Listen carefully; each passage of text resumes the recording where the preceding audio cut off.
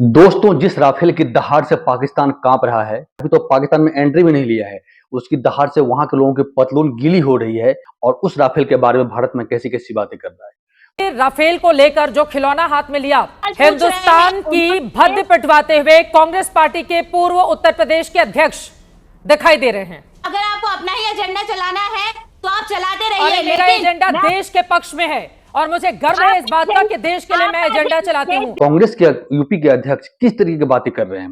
उन्होंने राफेल को खिलौना बता दिया, उसमें नींबू मिर्ची बांध रहा है। ऐसा मजाक कमाल है। दुश्मन की फट रही है और यहाँ पर उसको हल्के में ले रहा है, मजाक में ले रहा है। कितना गंदा असर पड़ता है सेना के मनोबल पर, आप अंदाजा भी नहीं लगा सकते हैं। इसी पर डिबेट था यहाँ पे, और जब उसके प्रवक्ता से सवाल किया गया तो किस तरह की दलीलें दे रहे हैं कि देख के आप भी हैरान रह जाएंगे। देखिए डिबेट को, देख के आपका भी दिमाग काम नहीं करेगा। जहां पर पूरा देश बदला लेने की सोच रहा है, जहां पर पूरा देश अपने हथियार का प्रदर्शन कर रहा है, दिखा रहा है ताकत कि तुमको हम छोड़ेंगे नहीं, उसी हथियार का मजाक बनाते हो। कितनी बेशर्मी से यहाँ पर डिफेंड किया जा रहा है और समझाया जा रहा है। उल्टा एंकर को ही कह दिया कि तुम तो एजेंडा चला रही हो। देखो डिबेट, देख के आपको भी गुस्सा आएगा। चैनल को सब्सक्राइब करना, वीडियो को लाइक करना। ऐसे वीडियो अभी आगे भी आएंगे जो आपको झकझोर देगा। मैं सबसे पहले बाथम जी आपसे ही शुरुआत करते हुए, कांग्रेस पार्टी के नेताओं को ये क्या मतलब किरकिरी कराने की, भद्द पिटाने की आदत है? अब देखिए, आपके राफेल को लेकर जो खिलौना हाथ में लिया, उसको लेकर किस तरह से हिंदुस्तान की आलोचना की जा रही है, और वही बात पाकिस्तान कहता है जो बात आपके कांग्रेस पार्टी के नेता कहते हैं, और फिर कांग्रेस पार्टी खड़ी हो जाती है उनके साथ। चित्रा बाथम जी। चित्रा जी नमस्ते, आपको मेरी आवाज आ रही है? बहुत अच्छी आवाज आ रही है, बताइए। चित्रा जी, मुझे ऐसा लगता है कि हमें ये समझना चाहिए कि कहां तक सिर्फ और सिर्फ 56 इंच की जबान चलनी है और कहां तक हमें 56 इंच का सीना दिखाना चाहिए।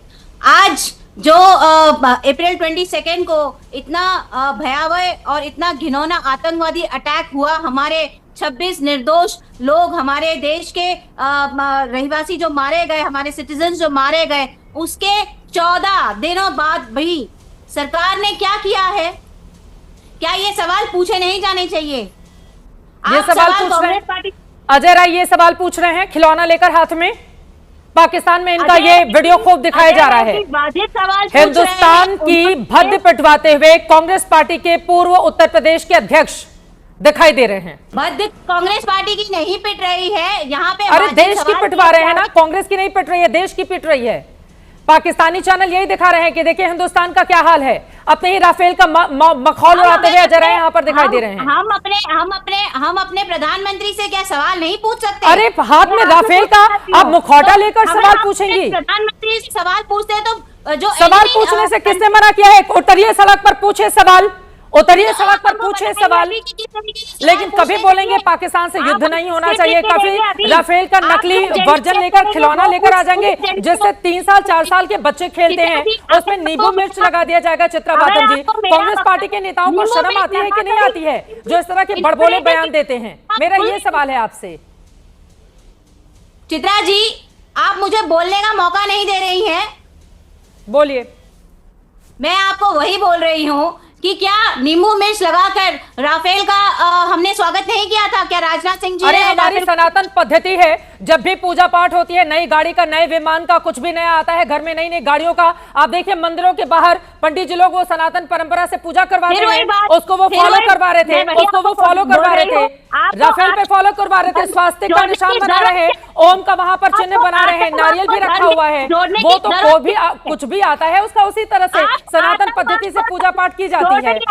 चित्रा जी, आपको बात सुननी नहीं है। अगर आपको अपना ही एजेंडा चलाना है तो आप चलाते रहिए। मेरा एजेंडा देश के पक्ष में है और मुझे गर्व है इस बात का कि देश के लिए मैं एजेंडा चलाती हूँ। और अजय राय जैसे लोगों को माफी मांगनी चाहिए, इस देश का मखौल बनाते हैं पाकिस्तान के सामने। और चित्रा बाथम जी, मुझे शर्म आती है कि आप जैसे प्रवक्ता आकर डिफेंड करने लगते हैं।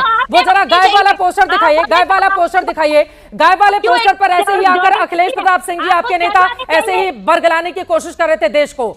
2 घंटे के बाद पोस्टर हटाना पड़ा था आप लोगों को।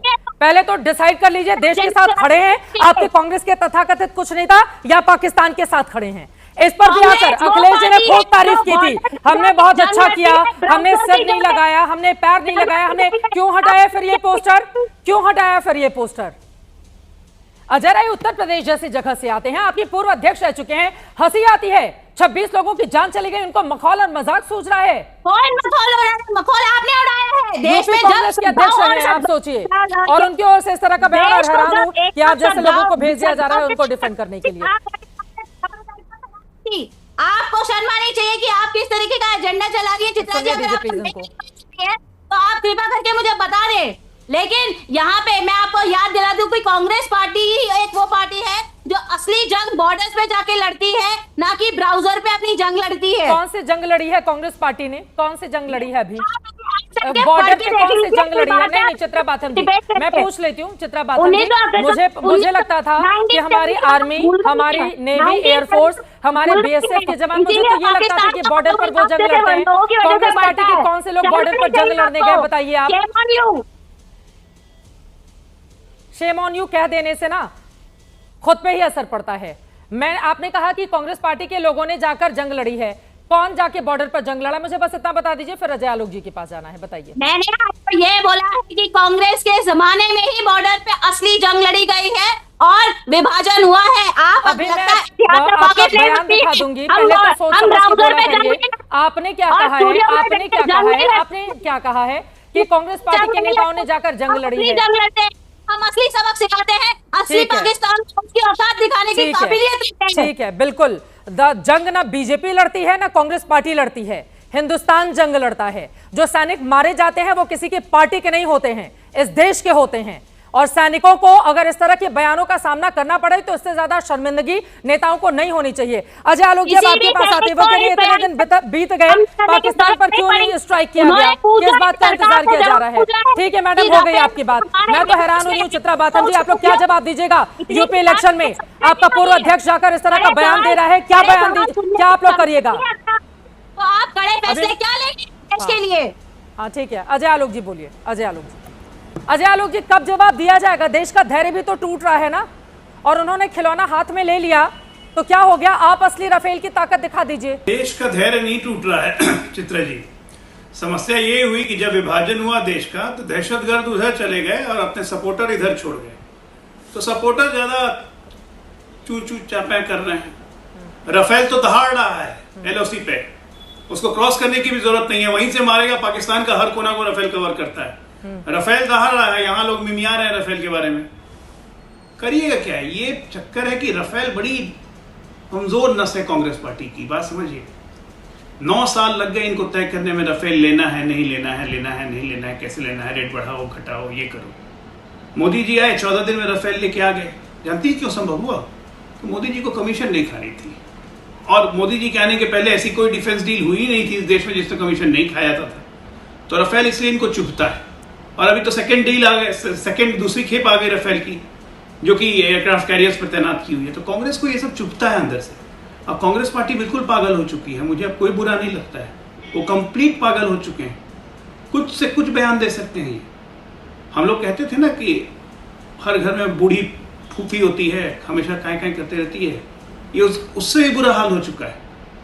लड़ाई कांग्रेस पर कब तक निशाना साधते रहिएगा? अजय आलोक जी, आपसे सवाल पूछा जा रहा है, पाकिस्तान पर स्ट्राइक कब होगी? 26 लोगों की मौत का जवाब मांग रहा है हिंदुस्तान इस समय आप लोगों से। जैसे स्ट्राइक की आप बात करती हैं, तो आज भी एक सुबह कल ही एक शाम में स्ट्राइक हो गई। चिनाब नदी का पानी रोक दिया गया। पूरा पाकिस्तान कह रहा है भारत हमसे रूठ गया, चिनाब का पानी सूख गया। आप कहती हैं कि स्ट्राइक कब होगी? पिछले 10 दिन से लगातार स्ट्राइक हो रही है, एक पर एक स्ट्राइक हो रही है। मिलिट्री स्ट्राइक की आप बात कर रही हैं, तो मिलिट्री स्ट्राइक के लिए समय भी हमारा होगा, वक्त भी हमारा होगा, तय भी हम करेंगे कब करना है। एक दिन हम शांत नहीं बैठे, चाहे वो ट्रेड बंद करने का हो, चाहे वो पोस्टल सर्विसेज बंद करने का हो, चाहे वो दरगाह बंद करने का हो, चाहे एयर स्पेस बंद करने का हो। चित्रा जी, स्ट्राइक किसको कहते हैं? स्ट्राइक सिर्फ इसको नहीं कहते कि घर में घुस गए 4 गोलियां मार दी, जो उन कायर आतंकवादियों ने किया, उसको स्ट्राइक नहीं कहते हैं। स्ट्राइक कहते हैं कि हर तरफ से ऐसा गला दबाओ कि सांस लेने में दूभर हो जाए, वो स्ट्राइक कहते हैं। और वैसी स्ट्राइक हो रही है। कूटनीतिक मामलों पे हर जगह से अकेला थकेला विश्व में पड़ चुका है पाकिस्तान। अब इंतजार कीजिए उस दिन का जब हम घर में घुस के इनके आतंकवादियों को मारेंगे, उनके आकाओं को मारेंगे, वो भी होगा। इंतजार कर रहा है, कुछ बचेगा नहीं। प्रधानमंत्री जी तो खुद ही कह चुके हैं कि लक्ष्य बहुत बड़ा है, समय बहुत कम है। तो इसलिए हर वक्त देश नहीं हड़बड़ी में है। हाँ, मैंने फिर कहा, आतंकवादियों के सपोर्टर्स काफी हड़बड़ी में है। वो जबरदस्ती दिखाना चाह रहे हैं कि हम चाहते हैं स्ट्राइक हो जाए, क्यों नहीं स्ट्राइक किया था भाई 26/11 के बाद? ठीक मना है। किया था किसी से? अगर वीडियो आपने पूरा देखा होगा तो आपका भी दिमाग हिल गया होगा और आप भी सोचने मजबूर हो जाएंगे कि किस हद तक ये लोग गिर जाएंगे जो सोच से परे है, कल्पना से परे है। क्या रहे वीडियो पर आपकी कमेंट बताइएगा। मिलेंगे जल्दी, तब तक के लिए धन्यवाद। जय हिंद, जय भारत।